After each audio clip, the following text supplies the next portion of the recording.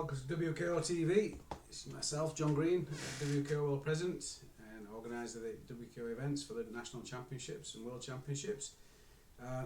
Just a quick update. Most of you should now be aware that the Unified World Championships is now cancelled. Greatly disappointing to all involved. Unified and obviously itself as WKO. But unfortunately a hurricane hit the Carrera Fiar complex, ripping the roof off. Event organisers tried to find alternatives, just wasn't possible, so unfortunately we're off. But we've got the British Open update, which is coming up this weekend, which will be Sunday the 2nd of October. Bit of a change because it was in November, but things happen again. You have to navigate and move around them. But it's set to be a great event. A bit of a reduction in some of the size of what we're tweaking now. We're going to do some things on it, but it's set to be a really good event. Just to show you some of the bling what people generally ask for these days. And this is the British Open Championship belt. So slightly different to the one that we had earlier for the Tatami belt, but this is the Ringsports one. Absolutely stunning belt. I think when we launched the belts and we were showing people the belts, this was the actual one that everyone voted the favourite. The world belt is of course something special, but this British one, yeah, I mean, it's absolutely stunning, and as usual, we've got good quality bling on for the main ones. So we've got the medals, lovely ribbons, nice good quality medal, makes all the difference. And so silver, so gold, silver, and of course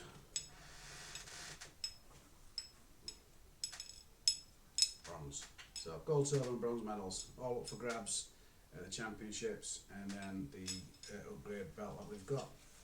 So one of the things, it's a personal hate, it's a bit of a gripe.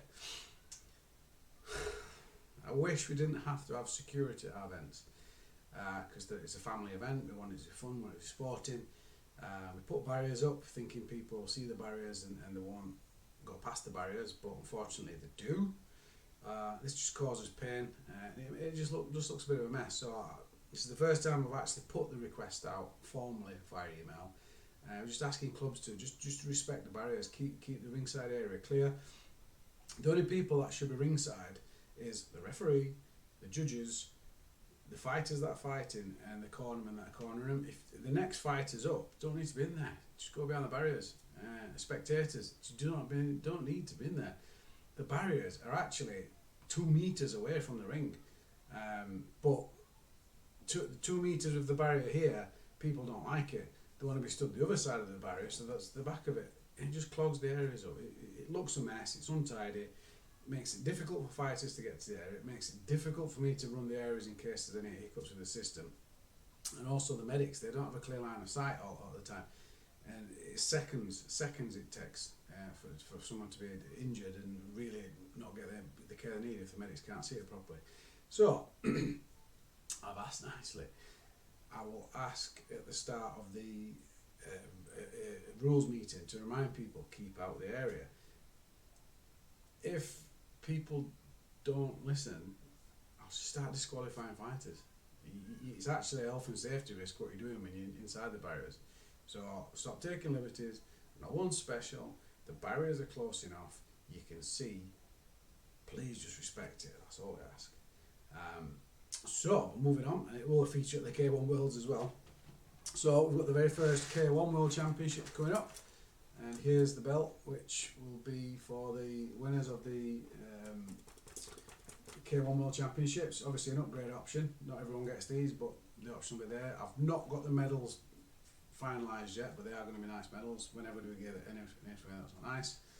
But this is the K-1 World Championships belt. Absolutely stunning. Yeah, and then so moving on, we've got the first WKO Awards Ceremony in 11th of December. Primary focus of it is for all the Grand Champions, so all those placed number 1 in the rankings. That includes name, age, name, age and gender, so there can be multiple champions that are coming in on that. But also any special mentions, any downgrades, any outstanding achievements. So we'll be making a fuss of people. It's basically WKO party, end of year. It was originally scheduled to be Pain and Fortune, but people kept asking for some sort of awards ceremony, and I couldn't do it previously because I couldn't think how I wanted to do it.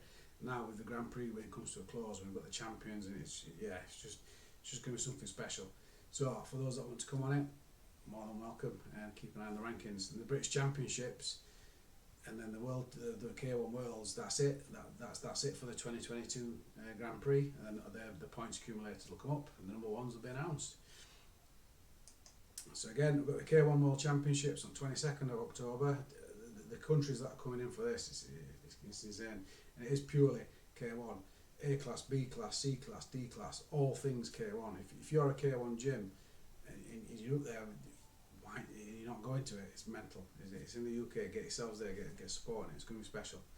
And again, back to the British, which is this weekend. So it's an amazing month for events. But we've got lots going off. Thank you for supporting. And hope to see you at the next event.